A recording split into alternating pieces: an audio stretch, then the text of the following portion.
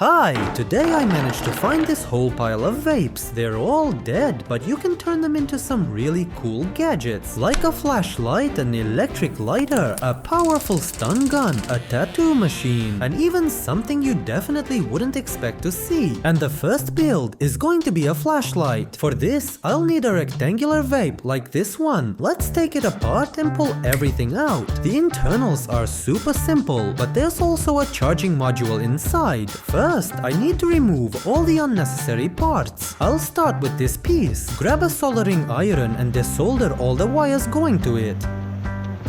After that, I removed the liquid tank and the coil and disconnected everything from the battery. Now I'm connecting the battery to the charging module. It's easy, just solder the wires directly to the battery. To keep things safe, I slide heat shrink tubing over the solder joints and warm it up with a lighter. Next, I solder 2 more wires to the battery. It should look like this. I bought this tiny but very powerful LED, but I want it to light up only when I press a button. So I grabbed a small switch and mounted it into the case. I drilled a hole with a screwdriver bit, cleaned up the edges, and it turned out great! The button fits perfectly. I glued it in place with super glue. Then I soldered wires to the LED and threaded them through the hole. After that, I soldered the wires from the LED and the battery to the button. Now I just put everything back into the case. And done! Look how stylish it came out. I'm sure you haven't seen a flashlight like this before. Time to test it properly. It shines extremely bright with a pleasant diffused light. Sits comfortably in the hand and is super compact, and since it uses Type-C charging, you can recharge it anytime, even with this device I made from dead vapes as well. For that build, you'll need a bunch of vapes like these. We take them apart and collect only the batteries.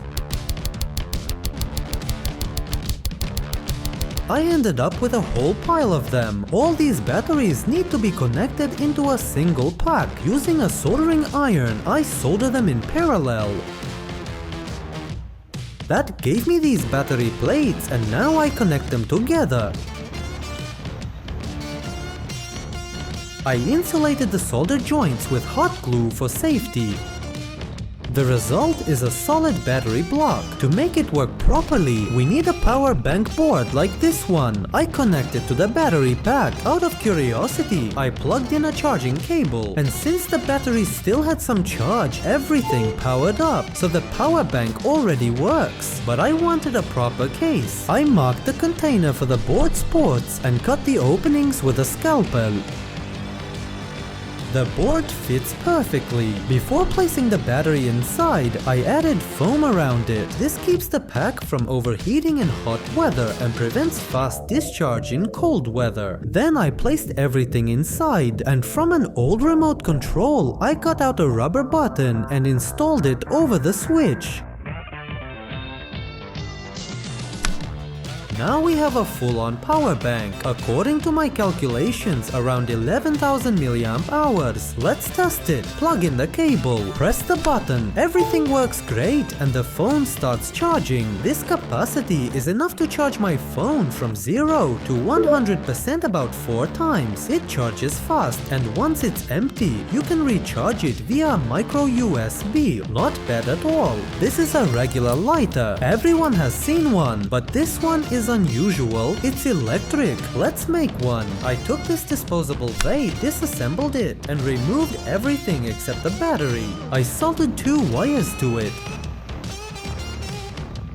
Then I drilled a hole in the lower cap. It should look like this. I inserted a button that activates on press and soldered the wires from the battery to it. Put everything back in the case, then took another cap and drilled 2 holes for the wires. I threaded the wires through and attached wire clamps. Then glued them in place. After that, I took thin nichrome wire, wrapped it around something round to make a tiny coil, stretched it slightly. This will be the heating element. I fixed it in the clamps, pressed the button, and the lighter works. It heats up instantly and easily ignites a piece of tissue. The best part, it won't blow out in the wind like a regular lighter, so it can start a fire even in very windy conditions. You probably won't believe it, but using a few vapes like these, you can make a real stun gun. First, I disassembled 3 of them to get 3 batteries. I wired them together, soldered 2 wires to the pack, but no matter how close I held the contacts, there was no discharge, only small sparks. That's not what we need. What fixes the problem is a voltage multiplier like this. I connected it to the batteries and insulated one contact with heat shrink. The second contact I'll leave for the button later. Now I took another disposable vape because I want the stun gun to be rechargeable, so I removed its charging board and soldered it to the batteries. Now I needed a case. I used a piece of PVC pipe and 2 end caps. I drilled a hole in the pipe, inserted the electronics and pulled the wires out through the opening. Then I soldered a button and glued it into the case. In one cap, I cut a small opening for the charging port. In the other, I drilled 2 holes for bolts. I soldered wires from the multiplier to the bolts, secured them with nuts, closed the pipe, and the stun gun was ready. Let's press the button. Did you see that lightning? It works for real. It crackles so loudly your ears ring. You can scare off a dangerous dog or someone approaching you. Let's test it on a sheet of paper. The arc burns right through it, leaving tiny holes. For fun, we tried hitting a light bulb with it. The filament inside started glowing red. Really cool device. After the stun gun, I decided to make a gadget that will help with future builds. A soldering iron. I already have one, but this one will be wireless and compact. I took this vape, removed everything except the battery and charging board, and soldered 2 wires to the battery. I reassembled it, took the top cap and a small button and cut a hole for it. The button fit perfectly and I glued it in place. I soldered 1 battery wire to the button and the other to this tiny soldering iron tip. The positive contact goes here. The negative goes here. Then I inserted the tip into the opening. It fit great. I assembled everything and the portable soldering iron was done. Let's test it. The tip heats up in seconds. It's perfect for soldering small components and there's no annoying cable in the way. And the biggest advantage is that you can use it anywhere. For example, in a car or somewhere without access to an outlet. The 850 mAh battery is enough to solder several wires, and when it runs out, you can charge it with a Type-C cable.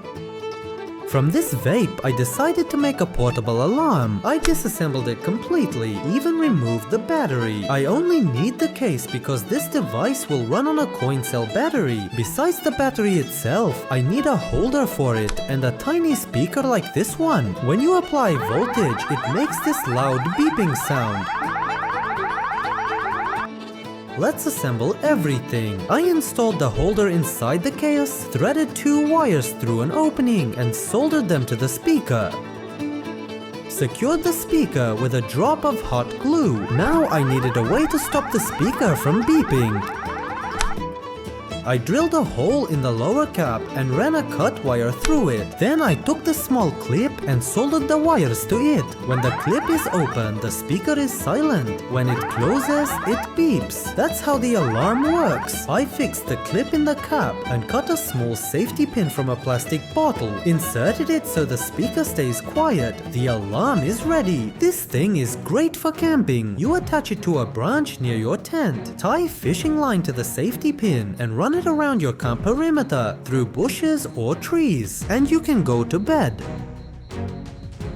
If someone or something steps on the line, it pulls the pin out, the clip closes, and the speaker goes off. You'll hear it and react immediately. For this project, we'll need a small disposable vape like this one. First thing we have to do is take it apart. In this disposable, we're only interested in the battery and the outer shell, so grab a soldering iron and remove everything we don't need.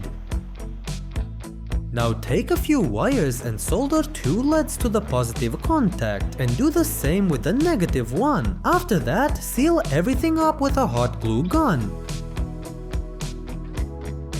Next, take a slightly bigger vape, open it up and remove its charging module. We're going to solder that module to our battery just like this. Now grab the bottom cap and place the charging port against it. Using a drill with a very thin bit, make a few small holes. After that, take a scalpel and carefully cut everything to shape.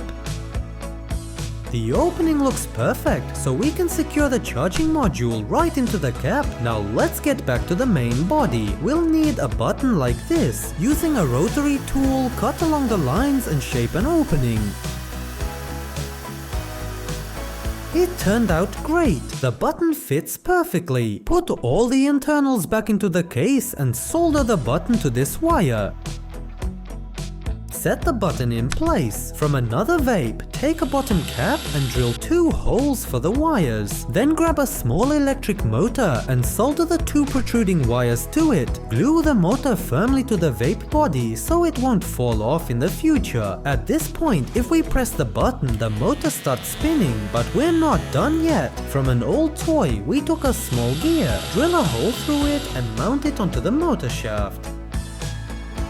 Next, take a pen and remove the ink tube using wire or any other method. It needs to be completely clean. We'll also shorten the pen body a bit, just like this. This pen will be fixed onto our battery and motor assembly. Now take a guitar string, cut off a small piece and slide it into the pen tube. On the other end, bend it slightly and lock it into the hole we drilled earlier. Trim the string so that about 1.5 millimeters stick out at the tip. After all these steps, I ended up with a real tattoo machine made from a disposable vape. When you press the button, the motor rotates and drives the string back and forth, making it shoot out of the pen tip at high speed. All that's left is to test it and see if it actually works. Since none of us wants a tattoo, we'll test it on artificial skin, the same type beginners use. Grab real tattoo ink, dip the needle, and start outlining. Work slowly along the lines, add more ink when needed, wipe everything clean, and here's our final result. Not bad at all for a first attempt. It's my first time using something like this, but I actually enjoyed the process and ended up making a few more simple tattoos. So yes, we can confidently say this DIY tattoo machine works, but I strongly do not recommend tattooing yourself with a homemade machine. If you want a real tattoo, go to a professional. This build is great, only for practicing the basics. By the way, you can practice on a banana too. It's surprisingly similar to synthetic skin. For the next build, I took this unusual vape. I've never seen one like this before. It's shaped like a barrel, has a charging port and a rubberized coating, so it's easy to hold. I opened it. Almost everything flew out and the LEDs lit up for some reason. Inside were a battery and a coil, and under the cap was the electronics. I soldered longer wires to the battery since the original ones were too short. Then I took a small button and drilled a hole in the bottom cap using a rotary tool.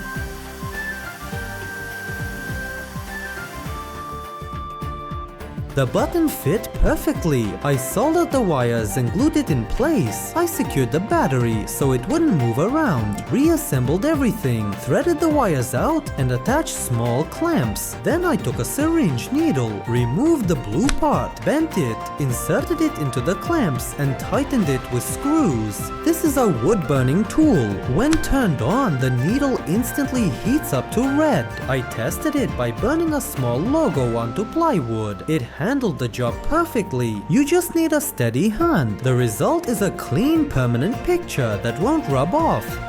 To turn this dead vape into the next gadget, I also needed a broken LED light bulb. First, I opened the bulb and removed everything. I only kept the plastic housing. Then I returned to the vape, disassembled it, kept only the battery and charging board, and soldered wires to the battery. I removed the inner part from the bulb using a screwdriver and drilled a hole for a Type-C port.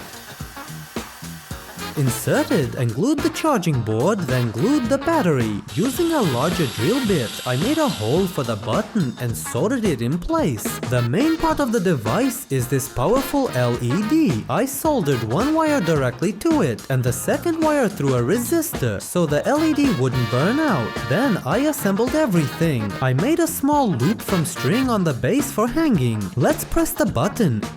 The bulb lights up, but now from its own built-in battery. This hanging lamp works great as a camping light and shines very brightly. The battery lasts a long time. These are the DIY builds we made today from broken vapes. What ideas do you have? Leave them in the comments. Maybe we'll build your idea in a future video. And don't forget to like the video and subscribe. See you soon!